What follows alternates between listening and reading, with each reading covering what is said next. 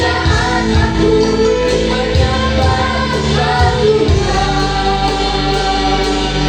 Saya menggunakan anak sekolah minggu. Ya, tidak apa-apa, cuma beberapa. Ya, haleluya. Terima kasih Tuhan, terima kasih anak-anak yang manis, anak-anak yang cantik, anak-anak yang ganteng. Di hadapan hamba-Mu dan di hadapan jemaat Tuhan, ada anak-anak yang luar biasa yang Tuhan titipkan kepada orang tua mereka, Tuhan. Tuhan, kami berdoa kalau sebentar mereka akan menerima pengajaran daripada Tuhan. Tuhan, ini tangan hamba-Mu pakai sebagai kepanjangan tangan Tuhan, memberkati mereka. Dalam nama Yesus, mereka akan dilindungi Tuhan sepanjang hidupnya. Di dalam nama Yesus, mereka akan terus bertumbuh menjadi anak-anak yang takut akan Tuhan. Kami berdoa juga, kami deklarasikan di hadapan Tuhan dan di hadapan siapapun bahwa tidak ada di sana mereka, salah satu dari mereka yang terhilang dari Tuhan. Mereka akan terus bertumbuh dan mengenal Tuhan secara pribadi. Berkati guru-guru sekolah minggu yang mengajari mereka, pakai lebih lagi Tuhan. Berikan terus kesabaran, berikan terus motivasi yang benar di hadapan Tuhan untuk dapat mendidik anak-anak dengan baik. Di dalam nama Tuhan Yesus kami sudah berdoa. Haleluya. Amin. Hadirat-Mu murah, yang tak berkepentingan dan ya. Saat ini,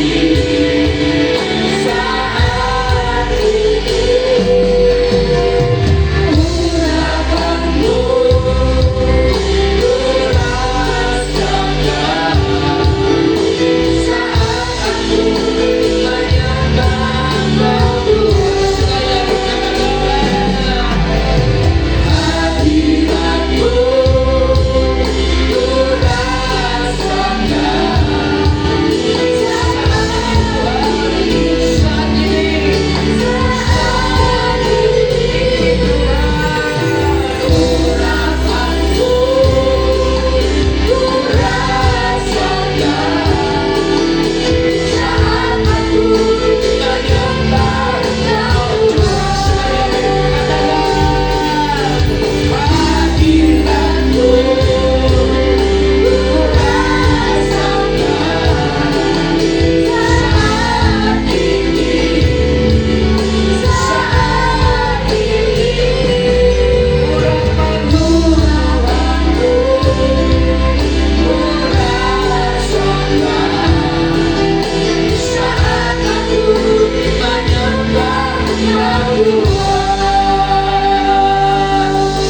Penyembahanmu gak sia-sia.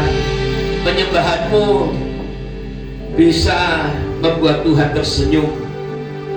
Penyembahanmu akan berpengaruh dalam hidupmu. Bersyukur engkau masih diberi kesempatan oleh Tuhan. Terima kasih Bapa. Pagi hari ini kami juga rindu mendengarkan tuntunan Tuhan lewat pesan-pesan Tuhan yang sudah Tuhan taruh dalam hati hamba-Mu, yang sudah hamba-Mu rangkum dan kami akan sampaikan kepada jemaat di tempat ini. Biar apapun yang kami sampaikan Tuhan, semua itu kebenaran firman Tuhan.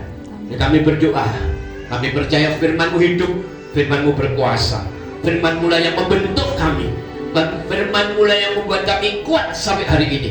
Dan kami percaya biarlah firman-Mu terus menjadi andalan kami Tuhan. Terima kasih, kami akan bersama-sama duduk diam dan mendengarkan tuntunan Tuhan. Setiap kuasa-kuasa yang datangnya bukan dari Tuhan, yang berusaha mempengaruhi kami, bahkan mencuri kebenaran firman Tuhan, kami satukan hati, kami tolak di dalam nama Yesus. Berbicara buat kami dalam nama Bapa, Putra dan Roh Kudus, di dalam nama Tuhan Yesus. Yang diberkati sama-sama katakan amin. Amin. Silakan dulu. Haleluya. Luar biasa. Terima kasih untuk worship leader, singer, imam-imam musik yang sudah memberkati setiap kita ya. Bapak Ibu diberkati dengan pujian penyembahan. Iya.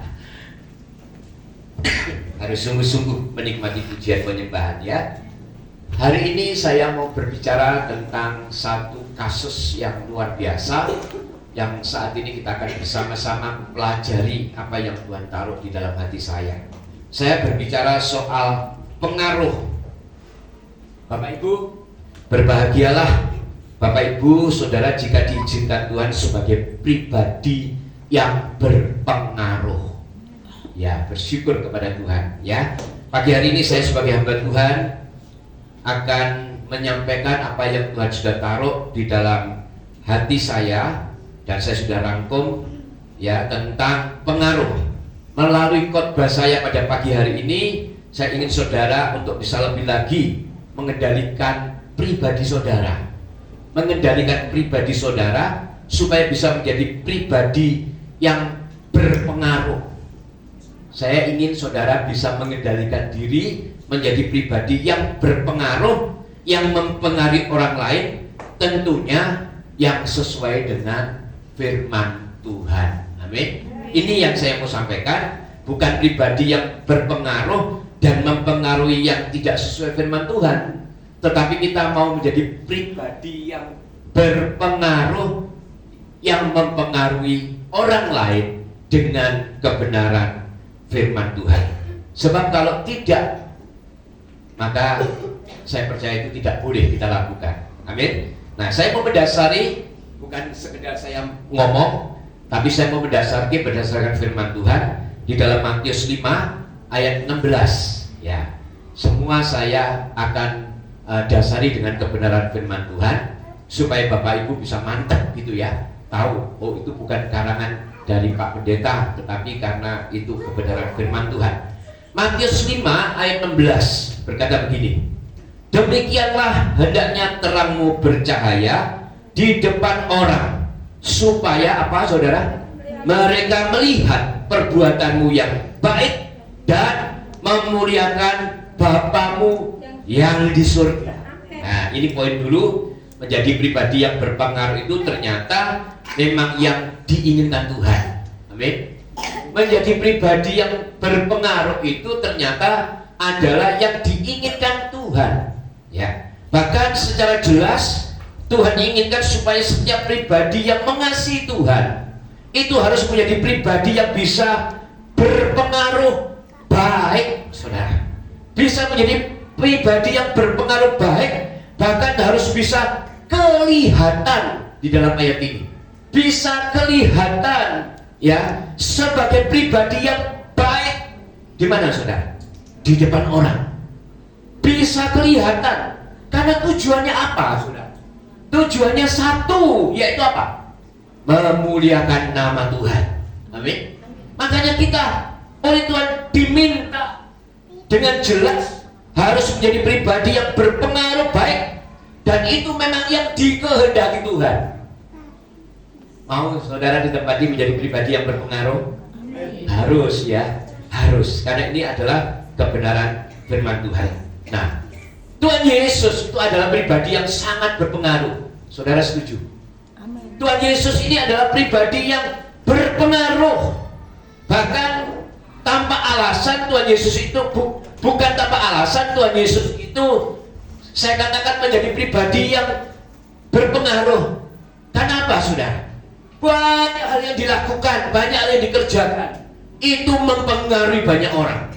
Ya, dan jelas saya katakan Tuhan Yesus ketika ada di dunia, selain memberikan tuntunannya lewat perkataan, ternyata Tuhan Yesus juga memberikan contoh hidup. Nah, dia memberikan contoh hidupnya, dia memberikan contoh yang benar, dan itu ternyata membuat dia menjadi pribadi yang sangat berpengaruh. Nah, saya mau lebih lagi supaya kita bisa mengerti. Ya, kita lihat di dalam Matius 7 ayat 28 sampai 29. Ini berkata begini. Dan setelah Yesus mengakhiri perkataan ini, takjublah orang banyak itu mendengar apa? Pengajarannya. Sebab Tuhan Yesus mengajar mereka sebagai orang yang berkuasa, tidak seperti ahli-ahli Taurat mereka. Nah, saya mau jelaskan begini Bapak Ibu. Kenapa Tuhan Yesus kok sangat berpengaruh? Ternyata di ayat ini dengan jelas mengatakan Tuhan Yesus adalah pribadi yang punya kuasa. Punya kuasa dari setiap apa? dari setiap perkataan dini, setiap perkataan dia. Ya, ada kuasa karena Tuhan Yesus ternyata punya kuasa di dalam perkataan. Ternyata bukan sekedar di perkataan. Ternyata kalau kita selidiki nanti, Tuhan Yesus itu memberikan contoh, teladan, kekudusan, dan ketaatan. Ini yang ternyata Tuhan itu lakukan ketika dia ada di dunia. Makanya perkataannya ada kuasa gitu loh saudara. Percuma dan tidak akan mungkin punya kuasa seseorang yang cuma berkata tetapi tidak melakukannya, kan gitu. Percuma orang berkata tetapi tidak memberikan teladan, tidak memberikan contoh teladan apa saudara? Kekudusan dan ketaatan. Ya, pengaruh sejati itu datangnya dari Tuhan. Saudara setuju? Pengaruh sejati itu datangnya dari Tuhan, dari Roh Kudus. Pengaruh sejati itu datangnya dari Roh Kudus. Nah, saya mau katakan begini, Bapak Ibu. Banyak orang tuh pengen menjadi pribadi yang berpengaruh. Kalau sudah nggak direken orang, gimana rasanya? Tak enak, saudara, ya kan? Dan orang tuh pasti akan mau, kepingin, mengejar menjadi pribadi yang berpengaruh. Nah, mereka kadang menggunakan apa? Jabatannya untuk mempengaruhi orang lain. Menggunakan apa? Uangnya untuk mempengaruhi orang lain. Berpengaruh supaya dia bisa menjadi pribadi yang berpengaruh. Melalui kebenaran Tuhan saya katakan, itu tidak lama. Pengaruh yang dari seperti yang saya sebutkan tadi, itu tidak lama. Habis jabatan, ya sudah, pasti nggak akan dianggap lagi. Ya kan? Kalau saudara punya bupati atau punya lurah, lemes nggak jabat lagi, ya orang nggak menghormati ketika dia menjabat. Ya kan? Atau ketika dia punya uang, dihormati saudara. Tapi ketika uangnya habis, ya wes nggak dianggap lagi. Apa orang nggak punya, orang kiri, kayak gitu ya. Tak direken lagi saudara, karena sudah tidak punya kekuatan lagi, karena dia mengandalkan kekuatan pengaruh itu dari jabatan atau dari uang. Nah, Tuhan mengajarkan satu pengaruh yang sangat dahsyat yang datangnya dari Tuhan, dan pengaruh ini luar biasa saudara. Pengaruh ini sejati datangnya bukan dari jabatan sebetulnya. Pengaruh sejati itu datangnya bukan dari uang saudara. Tapi pengaruh sejati itu sebetulnya datangnya dari Roh Kudus. Saya memberi contoh kepada saudara, bukti kepada saudara, kalau saudara saya bukan sekedar ngomong. Ini kita lihat di dalam Kisah Rasul 4 ayat yang ke-13. Ya, berkata begini. Ketika sidang itu melihat keberanian siapa saudara? Petrus dan Yohanes, dan mengetahui, nah saudara perhatikan, bahwa keduanya orang biasa yang tidak terpelajar. Loh saudara, lihat, Petrus dan Yohanes ini pribadi yang tidak terpelajar. Tetapi saudara lihat, mereka gimana? Heran, dan mereka mengenal keduanya sebagai pengikut Kristus. Nah saudara lihat, ternyata dua pribadi ini adalah pribadi yang sebetulnya bukan pribadi yang berpengaruh. Karena tidak punya pendidikan, ya, mungkin juga tidak punya kekayaan karena sudah tidak bekerja lagi. Tetapi ternyata dia adalah pribadi yang berpengaruh. Dilihat ditulis dalam Kisah Rasul 4 ayat 13. Makanya saya katakan jelas, saudara, menurut Alkitab menjadi orang berpengaruh itu bukan ditentukan karena harta, bukan karena harta, bukan karena jabatan, bukan juga karena pendidikan. Bukan karena pendidikan, tetapi karena menjadi pengikut Kristus. Maka Petrus dan Yohanes yang tidak terpelajar, ya, bisa menjadi orang yang berpengaruh. Mungkin ini yang kurang pas. Ya, bisa menjadi pribadi yang berpengaruh. Ya saudara, jadi saya mau katakan, mengikut Kristus dalam kekudusan dan ketaatan itu membuat kita menjadi pribadi yang berpengaruh. Amin, saudara. Menjadi pribadi yang berpengaruh, ya. Dan saya mau katakan selanjutnya, saya sebagai contoh, kenapa saya katakan kalau kekudusan dan ketaatan itu adalah merupakan modal untuk seseorang bisa menjadi pribadi yang berpengaruh. Kita lihat di dalam 1 Petrus 1 ayat 14 sampai 15. Nah, kita lihat dikatakan gini. Hiduplah sebagai anak-anak yang taat dan jangan apa? Turuti hawa nafsu yang menguasai kamu pada waktu kebodohan. Orang yang cuma menuruti hawa nafsu itu ternyata Alkitab mengatakan adalah orang apa, saudara? Bodoh, saudara. Cuma mengikuti hawa nafsu, bukan sebagai pribadi yang taat, bukan sebagai pribadi yang hidupnya kudus. Maka dikatakan, tetapi hendaklah kamu menjadi kudus di dalam apa? Seluruh hidupmu, sama seperti Yesus yang kudus, yang telah memanggil kamu. Nah, makanya saya katakan Petrus tegas mengajarkan tentang kekudusan dan ketaatan. Betul ya? Ini Petrus yang tulis. Dia tegas mengatakan, hiduplah sebagai anak-anak yang taat. Ini Petrus mengajarkan.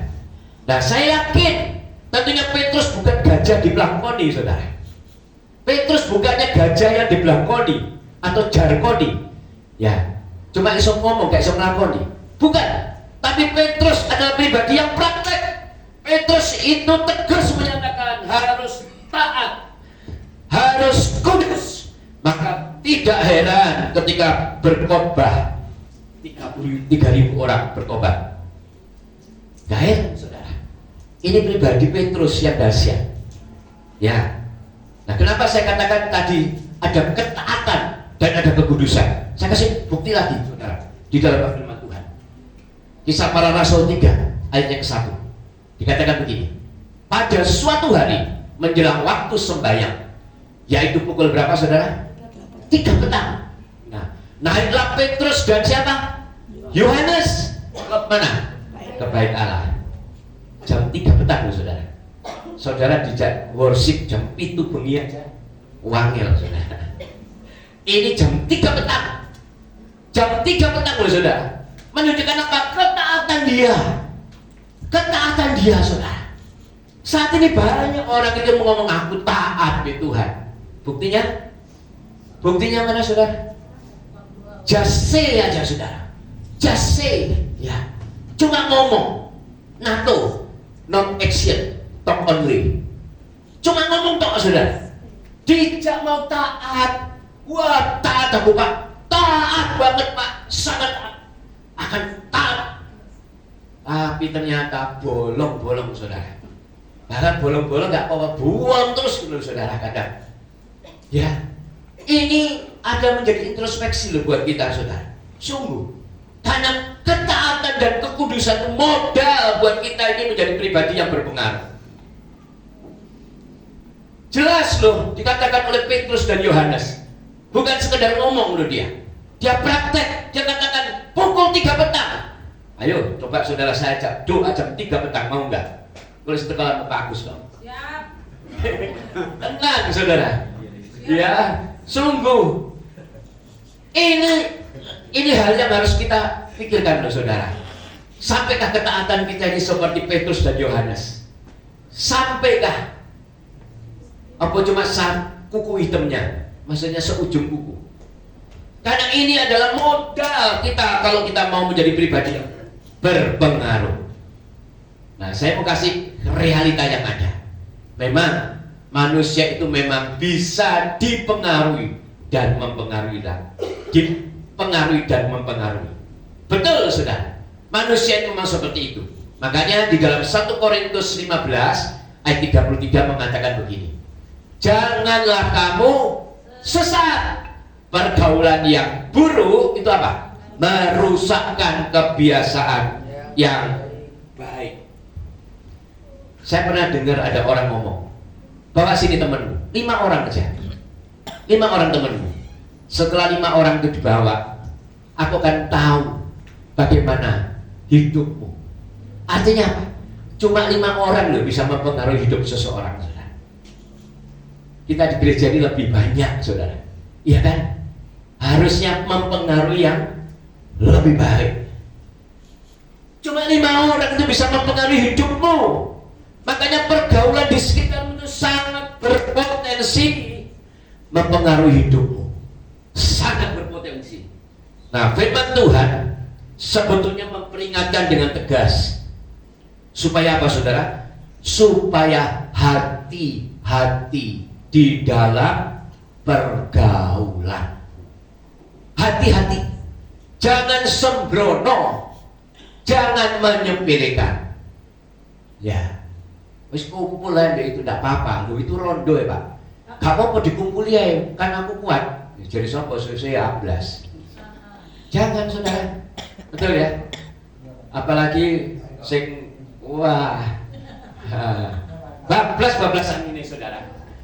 Hati-hati saudara. Firman Tuhan tegas lu ngomong. Gak ngapusi saya saudara. Tegas banget firman Tuhan. Hati-hati pergaulanmu. Menjauhkan diri dari pergaulan yang tidak baik itu wajib dan harus saudara. Wajib dan harus bagi anak-anak Tuhan. Gak boleh sembarangan.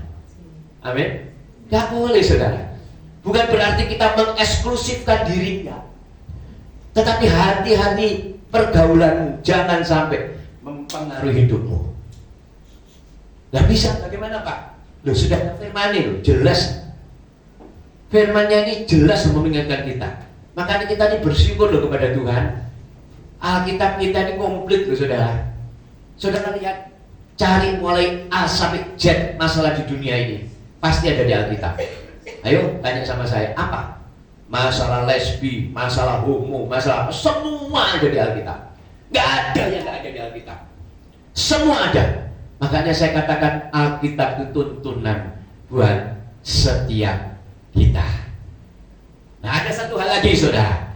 Ternyata kita ini jangan menjadi pengaruh yang salah.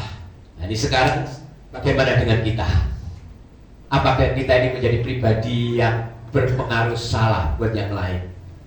Ini harus kita koreksi. Jangan mudah untuk dipengaruhi, itu memang harus.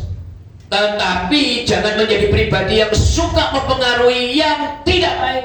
Itu juga wajib sebagai orang-orang yang mengenal akan Tuhan. Sebab apa? Ada konsekuensi saudara. Kalau saudara itu menjadi pribadi yang berpengaruh tidak baik, bahkan mempengaruhi yang tidak baik, ada konsekuensi yang harus saudara tanggung. Jangan mempengaruhi yang jelek, terutama dalam soal kerohanian saudara. Jangan ada konsekuensi yang harus kita tanggung. Engkau tidak sanggup melakukan, jangan mempengaruhi saudara yang lain, gitu loh saudara. Karena apa? Konsekuensinya. Saya lihat ya, saya buka Lukas 17 ayat yang kedua. Nah, kita lihat. Adalah lebih baik baginya jika apa? Sebuah batu kilangan diikatkan pada lehernya, lalu ia dilemparkan ke dalam laut, daripada menyesatkan salah satu dari orang-orang yang lemah ini. Ini loh konsekuensinya. Nih kita mempengaruhi orang lain dengan kerohanian kita. Ternyata Tuhan Yesus sangat benci dengan orang yang memberikan pengaruh tidak baik dalam kerohanian. Sebab pengaruh tidak baik dalam kerohanian itu adalah penyesat, saudara. Saya katakan ya, orang yang mempengaruhi tidak baik dalam kerohanian itu dikatakan di dalam ayat ini sebagai penyesat. Penyesat. Dan apa yang dilakukan penyesat oleh Tuhan? Diikatkan batu kilangan. Wow, ngeri saudara. Ngeri. Makanya saya sangat-sangat bertanggung jawab dengan apa saya selalu ngomong juga dengan semua yang sudah dipercaya untuk menyampaikan kebenaran firman Tuhan di tempat ini. Harus benar-benar mempunyai hubungan pribadi dengan Tuhan.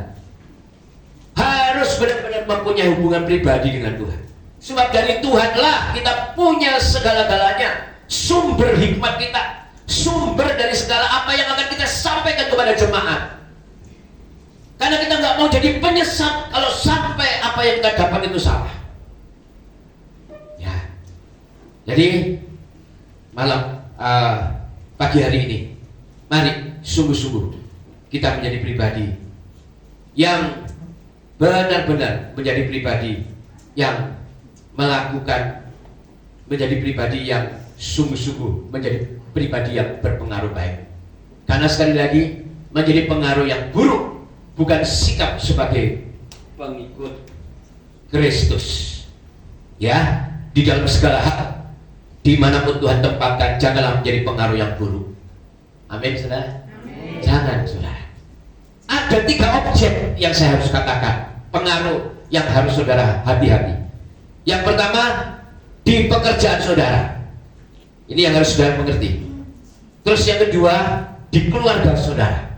Dan yang ketiga, di gereja. Ini 3 objek yang harus benar-benar kita perhatikan. Yang pertama sekarang, di pekerjaan. Kolose 3 ayat 23 mengatakan begini, apapun juga yang kamu perbuat, perbuatlah dengan segenap hatimu seperti untuk Tuhan dan bukan untuk manusia. Lalu bosku mencekno bagaimana Pak? Lek bosku gak semeneng orangnya gak karuan gimana Pak? Firman Tuhan tetap ngomong, perbuatlah dengan segenap hatimu. Kalau engkau gak suka bosmu, ya minta izin resign. Jangan masih bekerja tetapi melakukan pekerjaan yang gak baik, tidak dengan segenap hati. Terus aku gak suka dengan bos, pokoknya aku melakukan pekerjaan senengnya diri. Jangan saudara, itu bukan anak Tuhan. Karena anak Tuhan itu melakukan apapun juga itu harus dengan segenap hati kita. Amin. Itu yang harus kita kerjakan. Banyak orang menganggap pekerjaan itu adalah cuma sekedar mencari nafkah. Salah, saudara. Banyak orang itu cuma menganggap pekerjaan itu sekedar mencari penghidupan. Salah, saudara, saya katakan.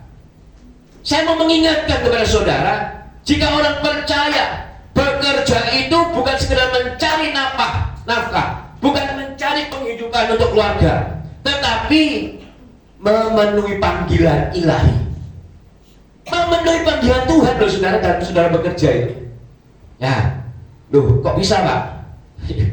Ya, saya jelaskan saudara. Yuk, selanjutnya di dalam Kejadian 2 ayat 15 ini berkata, Tuhan Allah mengambil manusia itu dan menempatkannya.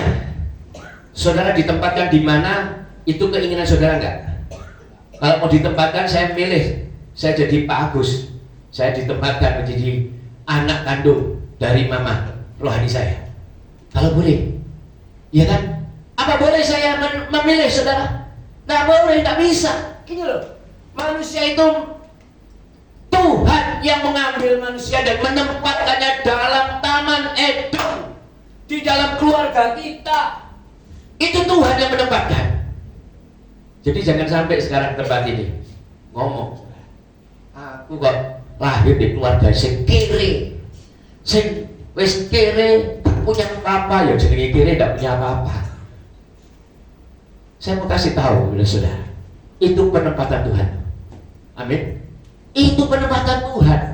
Dan apa yang harus dikerjakan kita ketika ditempatkan? Apa saudara? Mengusahakan dan memelihara di mana Tuhan tempatkan kita.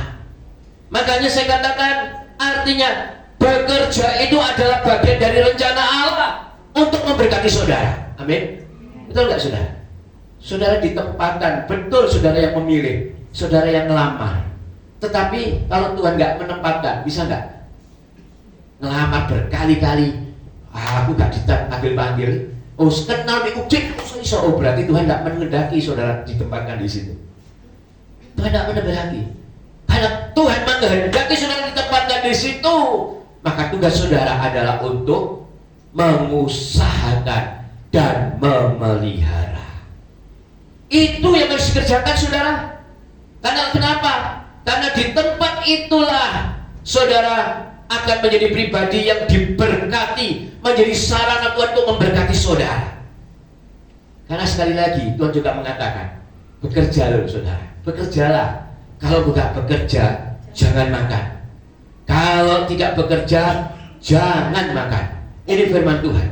Nah, ketika kita bekerja dengan benar, itu sama dengan kita sedang melayani Tuhan. Kalau kita bekerja dengan benar, jangan sampai ada orang ngomong, wes bos-bos, dengarkan saudara. Kalau ada ngomong, wes aku gak mau nerima pegawai Kristen.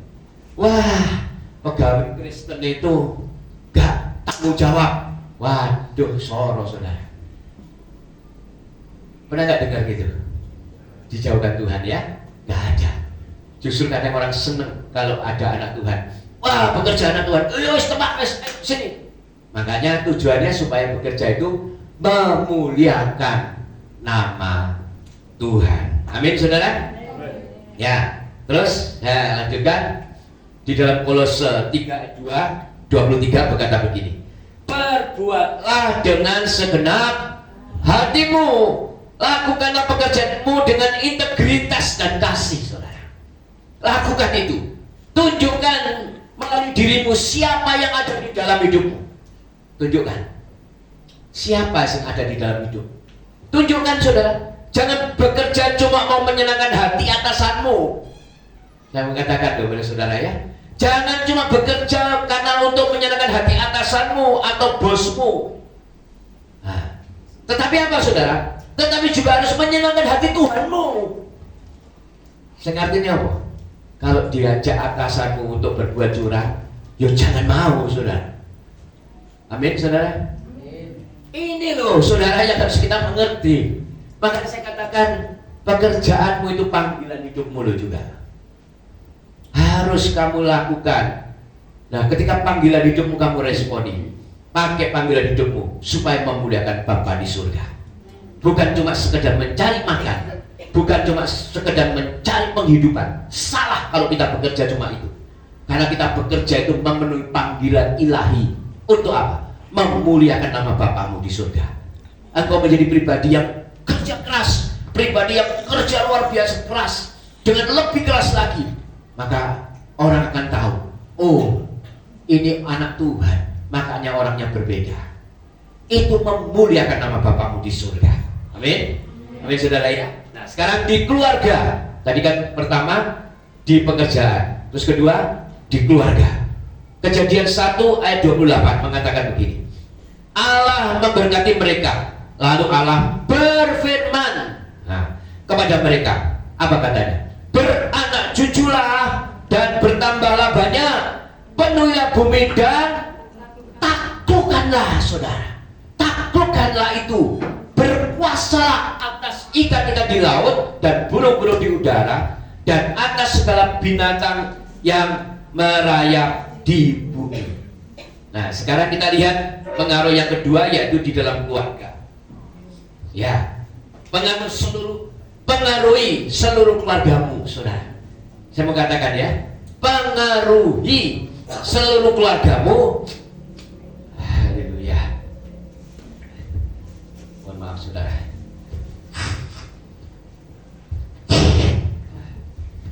Mohon maaf. Haleluya. Pengaruhi saudara, pengaruhi seluruh anggota keluargamu untuk menjadi pribadi yang berpengaruh. Nah, saya balik lagi. Pengaruhi seluruh anggota keluargamu untuk menjadi pribadi yang berpengaruh. Berpengaruh yang bagaimana? Berpengaruh yang baik. Berpengaruh yang baik. Dimanapun anggota keluarga ditempatkan Tuhan, menjadilah pengaruh yang baik. Kalau saudara sebagai anak, berpengaruhlah yang baik dengan orang tua. Kalau saudara sebagai mantu, berpengaruhlah yang baik dengan mertuamu. Wis pak, lebih-lebih ya pak. Ya wis, lebih lagi saudara, lebih lagi, lebih lagi. Tidak apa-apa. Ya, terus ada kata-kata taklukkanlah, taklukkanlah. Ya, kata-kata taklukkanlah itu adalah artinya apa? Menguasai, mempengaruhi. Betul nggak? Kalau saudara menaklukkan seseorang, berarti saudara apa? Menguasai, mempengaruhi dia, dikuasai dalam pengaruh saudara. Betul ya? Itulah yang dimaksud firman ini. Maka setelah bisa menjadi pengaruh untuk keluarga, artinya saudara mempunyai sikap yang baik, dan sikap saudara itu ternyata mencerminkan sikap dari saudara yang sesungguhnya sebagai anak-anak Tuhan, berpengaruh dengan baik. Ya, caranya bagaimana? Kita lihat di dalam 1 Timotius 4 ayat yang ke-12.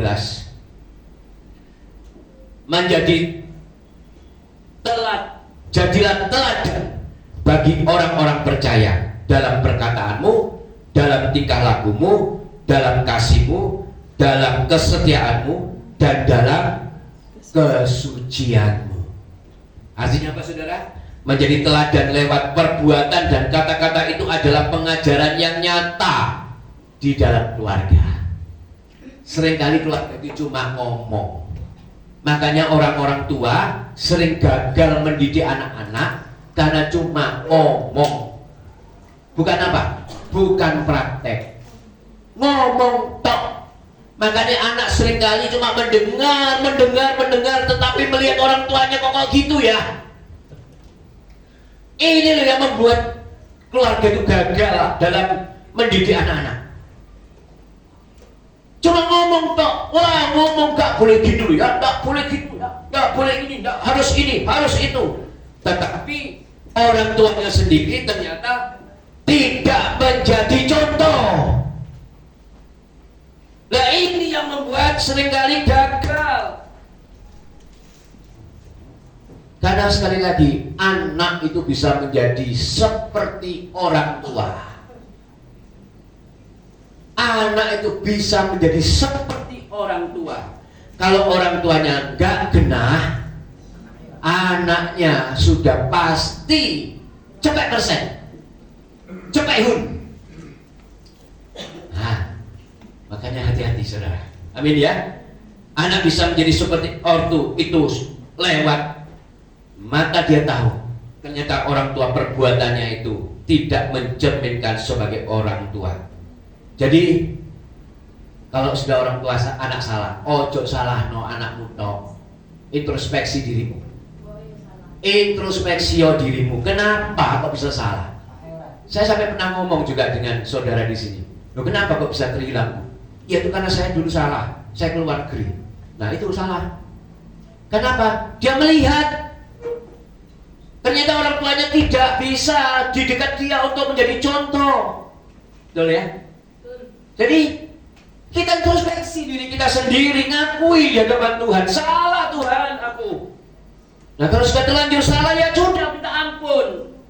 Harus bertobat. Orang tua juga bertobat, saudara. Bertobat sungguh loh, saudara. Sampai kapan? Sampai kapan tidak tahu. Terus minta kepada Tuhan. Minta terus kepada Tuhan. Semua ada waktunya, saudara. Semua ada waktunya. Yakinlah apapun yang menjadi persoalan saudara, ada kadaluarsanya. Tinggal sekarang saudara mau melakukan lewat kebenaran firman Tuhan atau lewat kebenaran hikmat dunia. Silakan pilih. Kalau saudara mau melakukannya dengan bertobat dan melakukan hikmat daripada pemikiran rohani, kerjakan saudara. Yakin pasti Tuhan akan beri kekuatan. Tapi kalau hikmat manusia, saudara pasti juga akan menyesal. Aduh, karena efeknya. Ya, sungguh saudara. Jadi harus mengerti loh kita ini. Karena kalau kita bertobat pasti dipulihkan. Orang-orang tua yang sungguh-sungguh bertobat memang tidak instan. Tidak akan bisa instan. Sudah terlanjur salah, tidak bisa instan. Tapi yakinlah, kalau kau sungguh-sungguh di penghujung daripada pengorbanan, di penghujung dari perjuangan, Tuhan pasti tolong. Sungguh saudara. Makanya saya katakan jangan sampai kita lemah, jangan sampai kita ini menyerah. Karena kebanyakan manusia itu maunya instan. Kalau efeknya Pak, seminggu dong minggu aku melakukan tidak ada efeknya.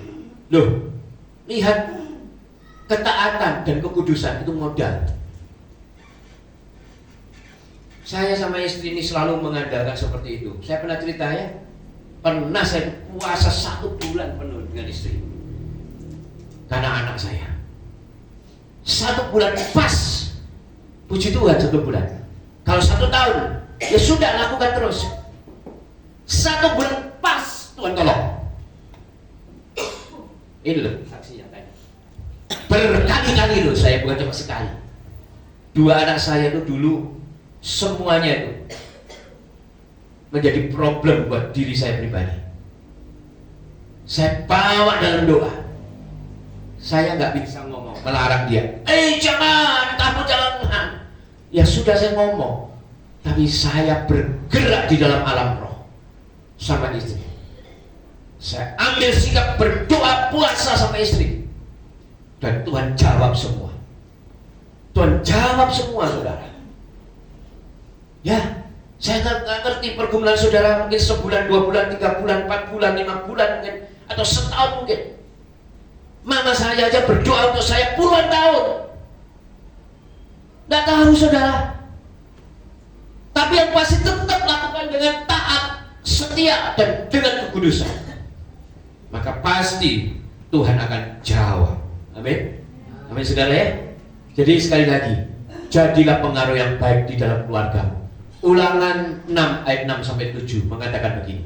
Apa yang kuperintahkan kepadamu pada hari ini haruslah engkau perhatikan. Apa saudara? Haruslah engkau mengajarkan berulang-ulang.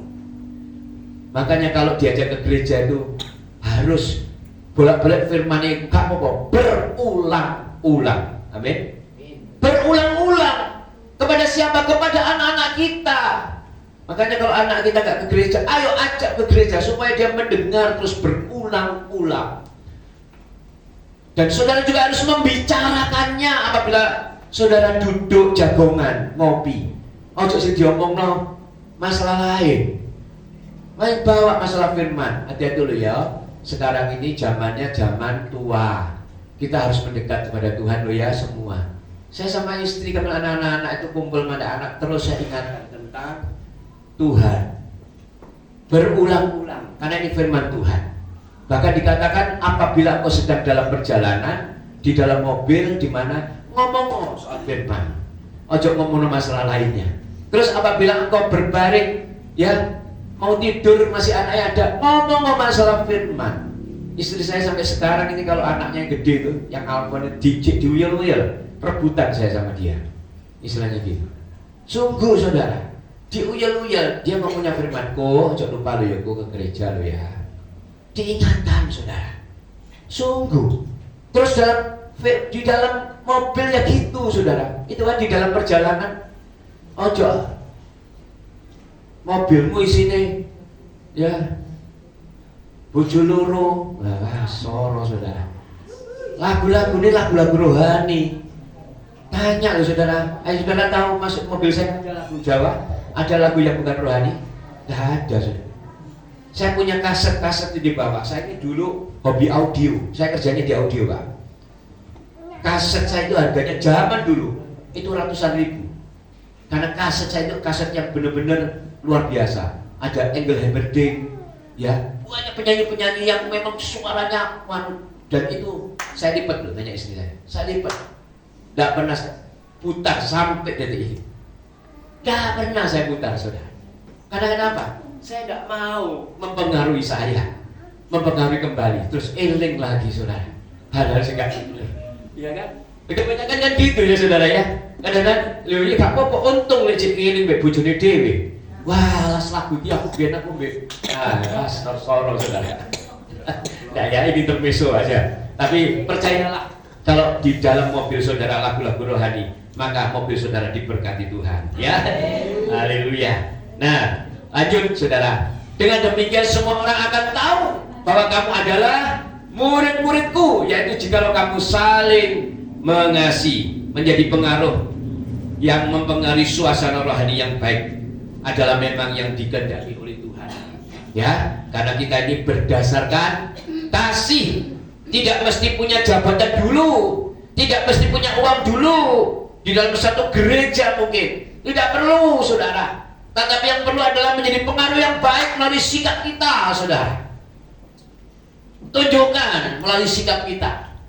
Ini adalah pengaruh yang jos markotos. Ya, dan yang memang harus diperhatikan dan diperbaiki adalah karakter kita, saudara. Karakter kita. Karakter ini harus berubah, saudara. 1 Timotius 4 ayat 12 sebagai B mengatakan ini. Jadilah teladan bagi orang-orang percaya. Ini di gereja. Jadi teladan bagi orang-orang percaya. Dalam apa? Perkataanmu, dalam lakumu, dalam kasihmu, dalam apa, saudara? Mek situ tok sing ngomong. Dalam kesetiaanmu dan dalam kesucianmu. Sebelum kita mempengaruhi orang lain terlebih dahulu, dan itu adalah dasar dari apa yang akan menjadi pengaruh kita, yaitu apa, saudara? Kita harus sungguh-sungguh kepada Tuhan mengubah karakter kita, saudara.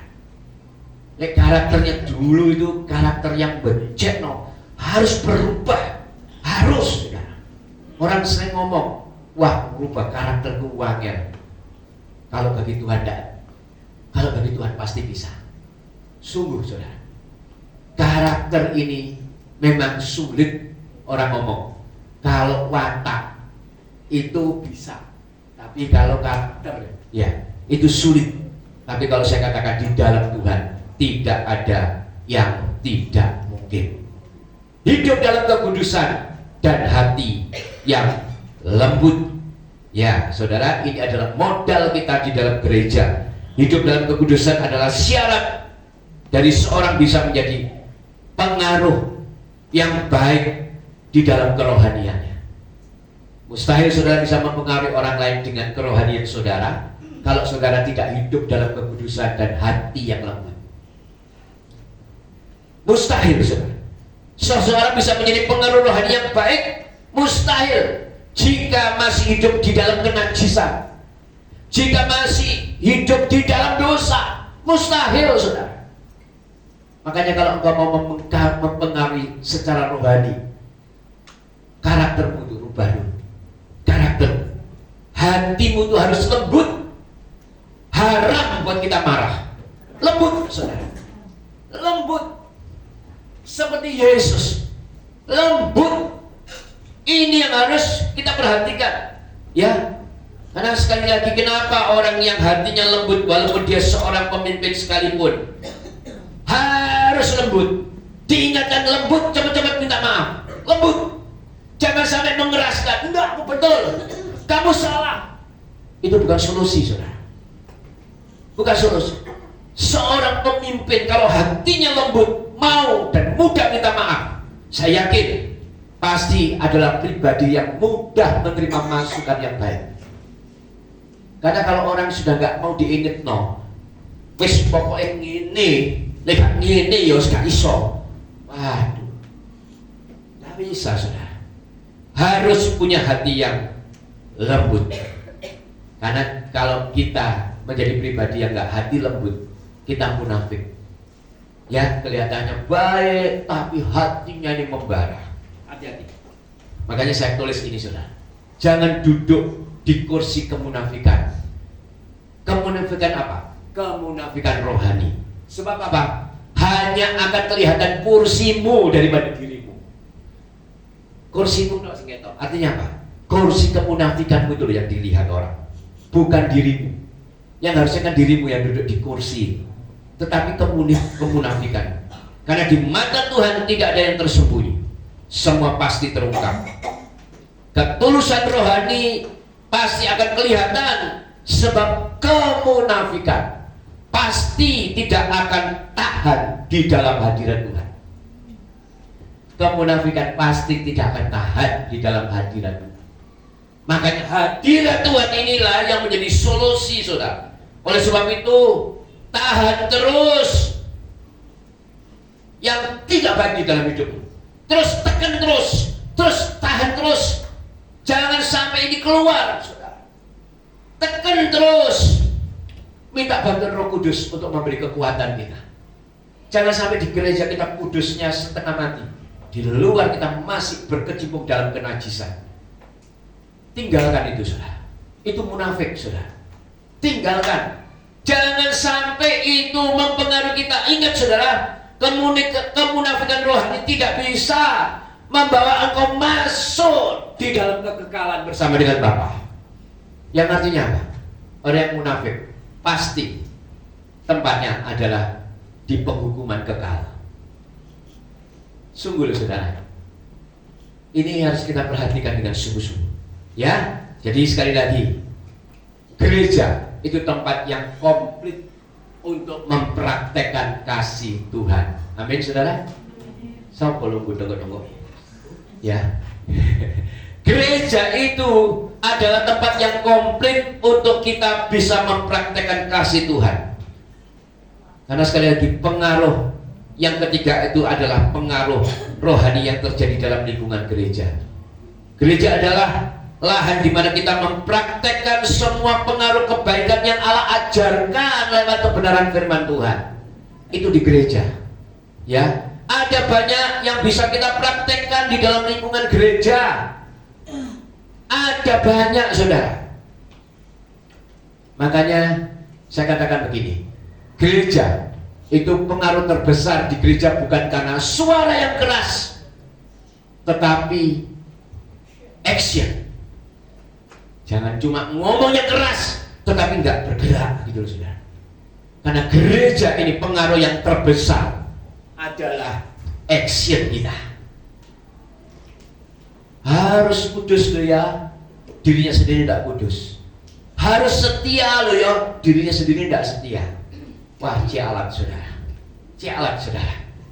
Ya, contoh nyata di dalam sikap hidup yang baik itu adalah hal yang penting yang harus kita benar-benar praktekkan menjadi pengaruh yang baik.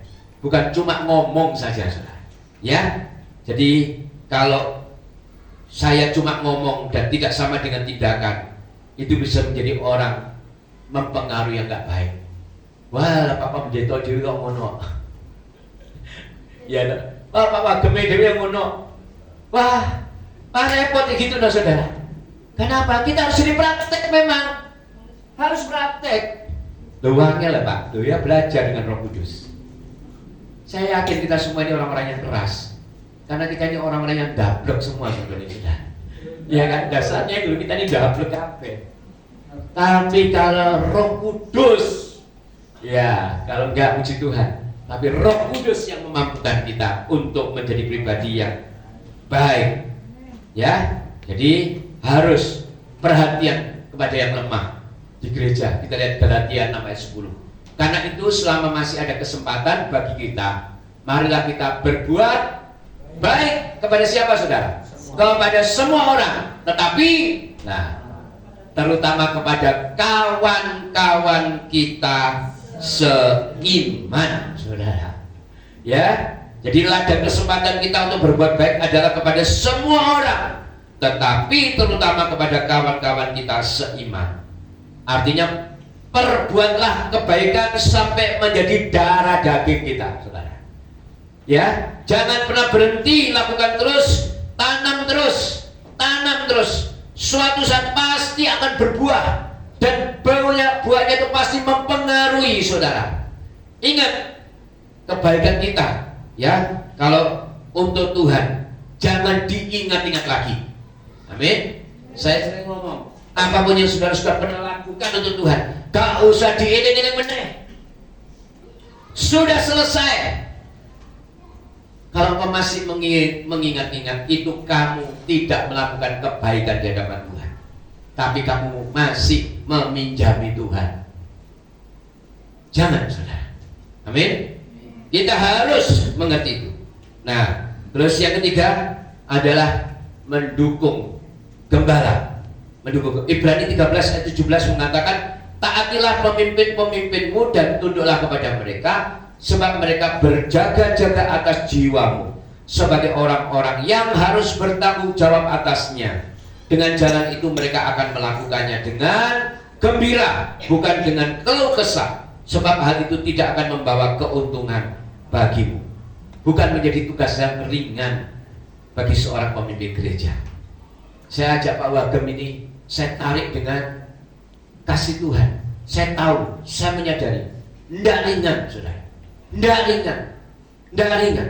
Ya, pemimpin gereja adalah gembala yang harus menjadi pengaruh buat seluruh jemaat daripada Tuhan yang dipercayakan. Harus bisa menjadi pengaruh.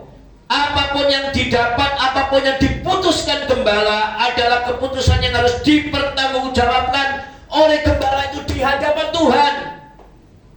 Makanya apapun yang sudah dipertanggungjawabkan, yang diputuskan, mari kita dukung bersama-sama. Pasti dipertanggungjawabkan. Saya bersyukur di tempat kita, di GBT Keluarga Allah Mantingan, Ngawi, Jawa Timur, ya, jemaat sangat-sangat mendukung, mensupport setiap keputusan yang tentunya dipertanggungjawabkan oleh gembala. Saya bersyukur mulai dari jemaat, bagem koordinator, semua mendukung, dan itu terbukti saat ini, saudara. Ya, jadi gereja adalah tempat di mana kita mempraktekkan ladang kerohanian yang berpengaruh baik buat semuanya. Karena sekali lagi Matius 5 ayat 9 mengatakan, berbahagialah orang yang membawa damai, karena mereka akan disebut anak-anak Allah. Jadilah murid Kristus yang membawa damai. Jangan sebaliknya, suka bikin masalah. Stop yang bikin masalah. Bikin masalah-masalah mana? Stop, saudara. Ya, jangan jadi troublemaker. Stop, karena kita mau menjadi pembawa damai. Kalau tidak cocok dengan pendapat orang lain, mending diam. Meneng lewes, meneng. Atau kalau tidak cocok dengan kebijakan gembala, wis mendingan meneng. Ojo malah mempengaruhi yang lain. Wah, itu gak cocoknya nih. Jangan, saudara. Kita harus menjadi pribadi yang membawa damai. Lebih baik diam dan apa? Berdoa. Berdoa. Itu yang harus dilakukan. Makanya Pak Ali ini pribadi yang luar biasa. Gak pernah komen. Cuma doa dok ya Pak Ali. Doa dok itu lebih kuat loh, saudara. Itu lebih kuat membawa arah gereja kita di kemana? Doa, saudara. Doa. Ya. Nah, lanjutnya di Lukas 17 ayat 1 mengatakan, Yesus berkata kepada murid-muridnya, tidak mungkin tidak akan ada penyesatan. Berarti ternyata penyesatan tetap ada, ya kan? Tetapi dikatakan celakalah orang yang mengadakannya. Yang artinya apa, saudara? Jadilah pengaruh yang baik, sebab pengaruh yang baik itu pasti tidak akan menghasilkan penyesatan. Tetapi pengaruh yang tidak baik itu pasti akan menghasilkan penyesatan. Ingat, saudara, Tuhan Yesus mengingatkan, pengaruh yang tidak baik pasti ada. Dan itu dinamakan penyesat. Apa mau kita dikatakan penyesat? Bahaya, saudara. Kalau kita ini sebagai dikatakan penyesat, dikasih batu pilangan deh. Ini yang harus kita benar-benar ngerti. Jangan sampai kita menjadi penyesat.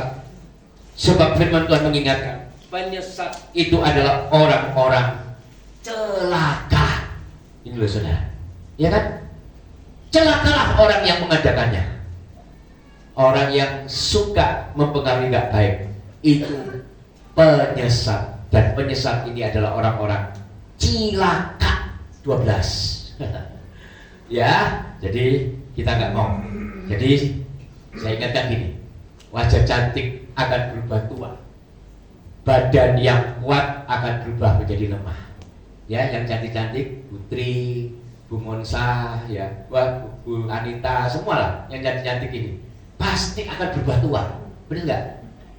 Nyonyaku tua pasti berubah tua. Tetapi pengaruh yang baik akan berguna selama-lamanya. Betul ya?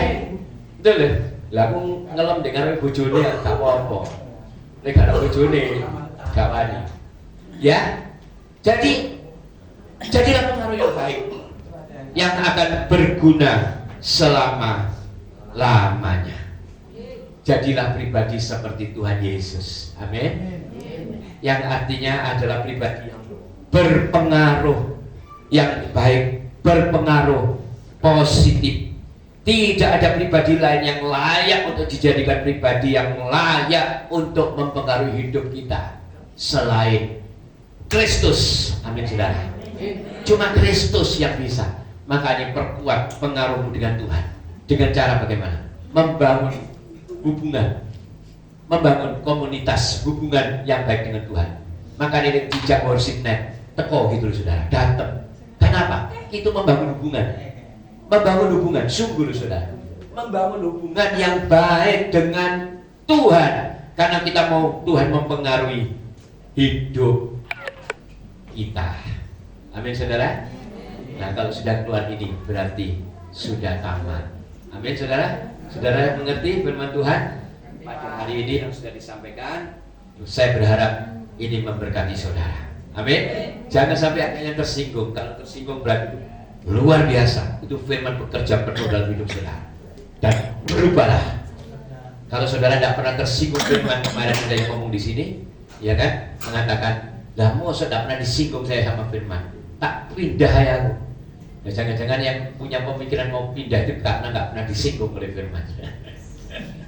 Nggak pernah kesinggung sama firman, belas pindah saya dari gereja itu Pak, nggak pernah tersinggung. Oh ya Pak Hadi yang ngomong itu. Saya katakan, waduh, ini imannya, ini pengajaran yang levelnya level tingkat tinggi. Tapi saya berharap di sini semua saudara tersinggung oleh firman. Yang artinya saudara ketika tersinggung maka berubahlah karakter kita. Amin. Berubah dan kita akan menjadi pribadi yang berpengaruh baik. Amin. Mau saudara? Kalau mau imam sing maju ke depan. Ya, puji Tuhan.